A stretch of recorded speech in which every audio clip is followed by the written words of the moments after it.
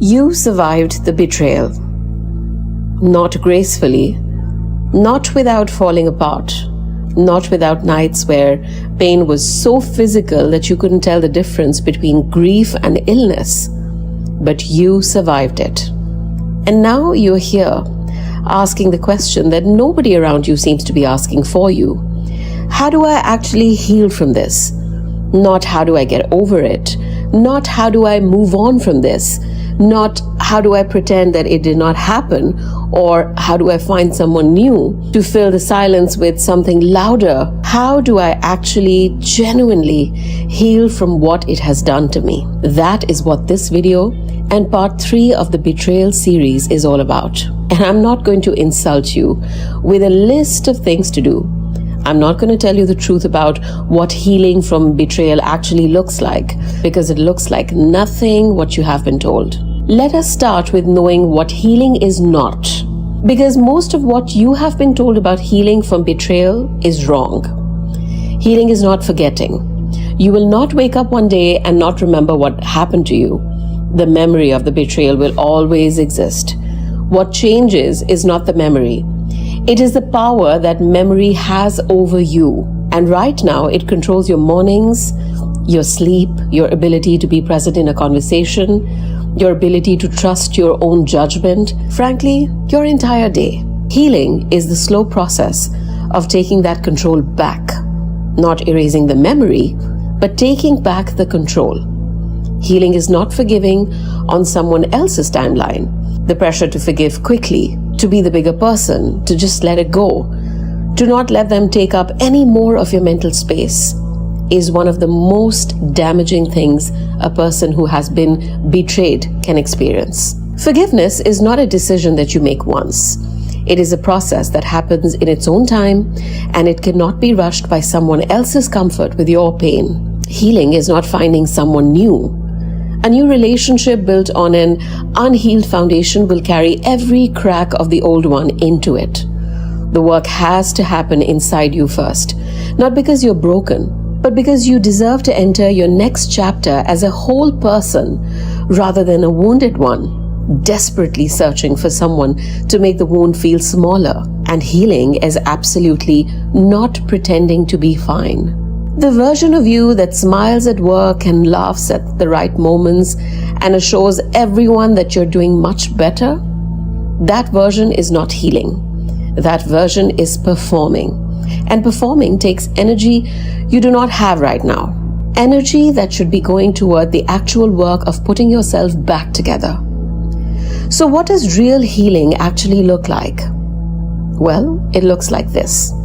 It looks like a Tuesday where you go the whole morning without thinking about the betrayal, and then realizing at lunchtime that you went the whole morning without thinking about the betrayal. It looks like being able to say what happened out loud without your voice breaking every single time. It looks like making a decision, even if it's a small one, something as simple as what to eat or where to go, based entirely on what you want, not what they would have wanted, not what the relationship would have required, what you want, just you. It looks like sleeping through the night once, then twice. Not every night, not even most nights at first, just once, and then once more. It looks like the replaying, that relentless, exhausting replaying we talked about in part 1, happening a little less often, and then a little less after that. Real healing is not transformation.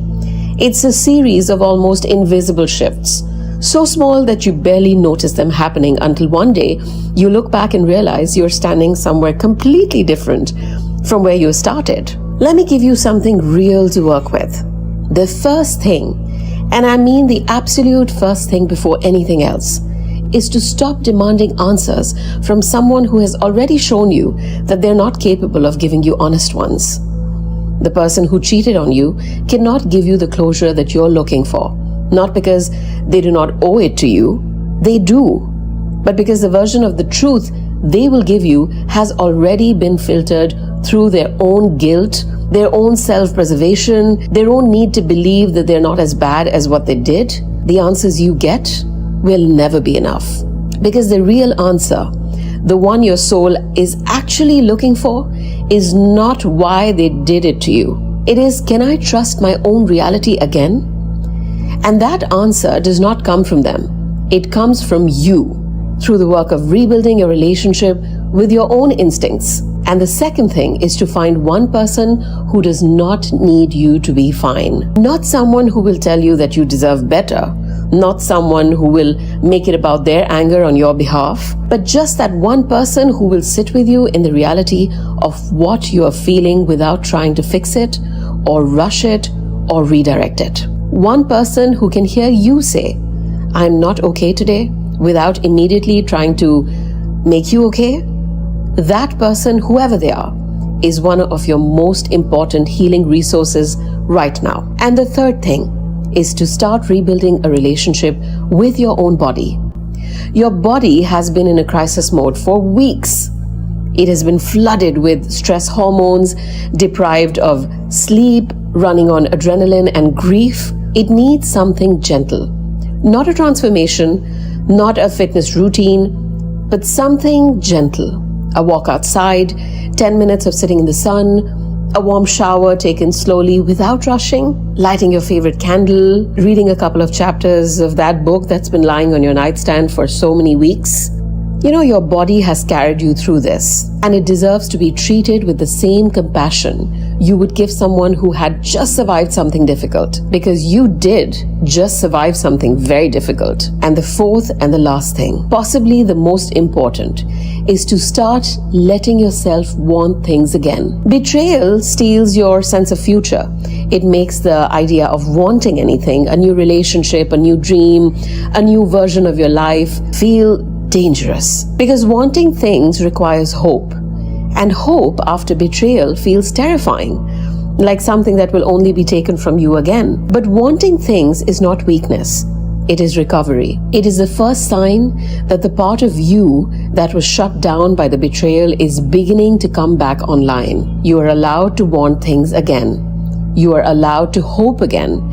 You are allowed to imagine a future that has nothing to do with what was done to you. Not yet. And if you feel after hearing all of this you're not ready, just wait for yourself to be ready. And I promise you that day is coming for you. And that brings us to the end of the Betrayal series. It was a 3-part series, and I really did try my level best to cover as much as I could. I want to leave you with something that I hope you carry with you long after this video ends. What happened to you was not a reflection of your worth. It was not a verdict on how lovable you are. It is not evidence that you are too much or not enough or fundamentally flawed in some way that made betrayal inevitable. It was a choice that someone else made. A choice that said everything about who they are in this moment and nothing, absolutely nothing about who you are. You loved someone completely. You trusted someone completely, and they were not able to honor that. That is their future, not yours. And here is what I know about people who loved that completely. They do not stop being capable of that kind of love. They learn to be more discerning about who receives it. They learn to recognize the difference between someone who deserves it and someone who just wants it. They learn to protect what they give without becoming someone who gives nothing at all. You will love again. Maybe not the same way. Never exactly the same way, but in a way that is wiser, deeper, and infinitely more grounded in the truth of who you are and what you deserve. And that version of love is coming for you. But first, you need to heal.